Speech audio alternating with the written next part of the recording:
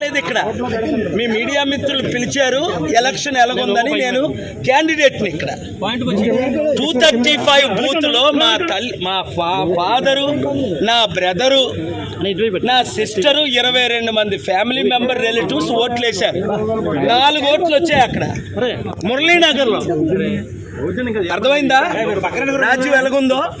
ఇప్పుడైనా అర్థం చేసుకోండి. చంద్రబాబు నాయుడు గారు లాంటి పెద్ద లీడరే 52 రోజులు జైల్లోకి వెళ్ళబోసారు. బయటకు వచ్చి పవన్ కళ్యాణ్ మాటలు ఒప్పుకొని సరెండర్ అవ్వాల్సిన పరిస్థితి.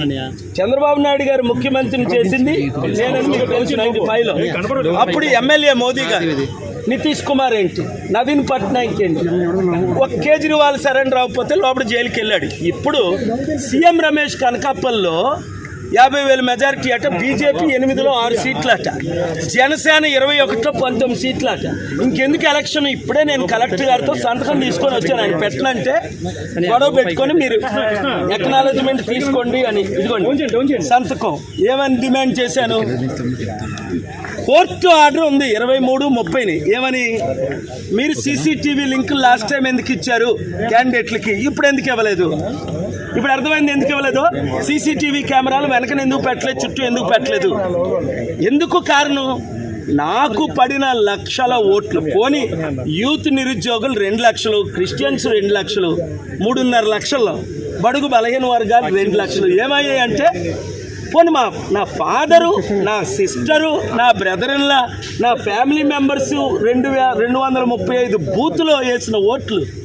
ఆ రోజు నన్ను పోలీస్ శ్రీకాంత్ 15 నిమిషాలు హెరాస్ చేసి ఆపారు సిఐ పోలీసు. ఇంత దరిద్రం ఎలక్షన్స్ ఇంకనవసరం. చైనా లాగే, రష్యా లాగే మోదీ గారు టోటల్గా ఆయనే లైఫ్ లాంగ్ డిక్లేర్ చేసుకోవడం బెటర్. ప్రైమ్ మినిస్టర్గా, ప్రెసిడెంట్గా ఇంక ఎలక్షన్స్ అని పాటించని అవసరం లేదు. ఆర్ఓ గారు సంతకం పెట్టారు, గాజువాక ఆర్ఓ గారు సంతకం పెట్టారు. నేనేం కోరాను? బూత్లో ఒక్కొక్క దగ్గర ఓటే పడలేదు నాకు. అది కూడా గాజువాక స్టీల్ ప్లాంట్ అమ్మకాన్ని ఆపాను. 2,34,000 మేము లీడ్లో ఉన్నామని ఈవెన్ ఆఫీసర్స్ కూడా చెప్పారు. అక్కడ 1, 2, 3, 8 ప్లేసుల్లో 0. ఆ కాంగ్రెస్ క్యాండిడేట్ ఆశ్చర్యపోతున్నాడు, సార్ మీకేంటి ఎలగోట్లు వస్తున్నాయని. ఎందుకంటే మీరే లీడ్లో ఉన్నారు, మీకు భరత్కే ఫైటు, టీడీపీకి వైసీపీ పక్కన పెట్టేయండి అని. అలాంటిది ఇంక ఎలక్షన్స్ ఎందుకు?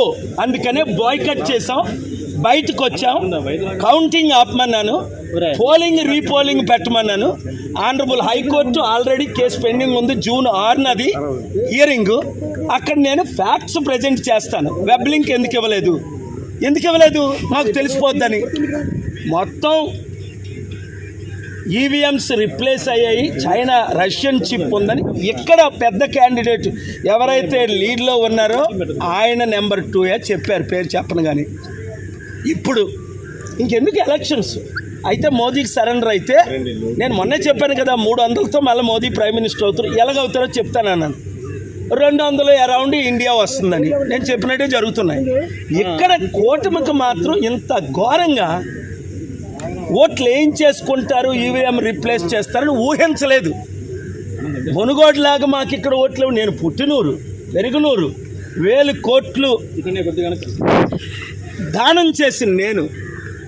ఇంత అవినీతి ఎలక్షన్ అని రుజువులతో నేను పెట్టాను కోర్టులో. కొన్ని బూతుల్లో 1 ఓటు రాలా, అది ప్రాబ్లం. 22 మంది మా ఫ్యామిలీ మెంబర్ ఓట్లు వేస్తే అవి కనబట్టలేదు మురళీనగర్. అది చూసారా రౌండ్లో? ఎవడైనా నమ్ముతాడు ఇది? మణిపూర్ ఘటన 3.5 లక్షల కోట్లు క్రిస్టియన్ ముస్లిం ఓటేశారు. టీడీపీ బీజేపీతో కలిసినందుకు ఎవరు వేయరు, అది మీకు తెలుసు. మరి ఎవరికి వేశారు? రీపోలింగ్ పెట్టాలి. పవన్ కళ్యాణ్ ఎందుకు సరెండర్ అయిపోయాడు? ఆయనకు కూడా ఓట్లు పడవనే. అంతవరకు ఎందుకు? చిరంజీవి 2009లో ఒంటరిగా నిలబడ్డాడు, 18% వచ్చింది. రెండోసారి నిలబడ్డాడు కాంగ్రెస్తో, 0.5% వచ్చింది. నాకు ఇప్పుడు 1% ఇస్తున్నారు. చిరంజీవికి ఇవ్వలేదు, సరెండర్ అవ్వలేదు. కనుక ఇప్పుడు చిరంజీవి సరెండర్ అయిపోయాడు, పవన్ కళ్యాణ్ సరెండర్ అయిపోయాడు. నేను చూడు, ఇది అవినీతి ఎలక్షను, అక్రమ ఎలక్షను.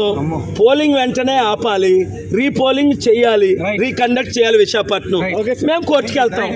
కోర్టులో న్యాయం జరుగుతుందని ఇప్పటి వరకు జరుగుతుంది. న్యాయం జరుగుతుందని ఆశిస్తున్నాను. Thank you.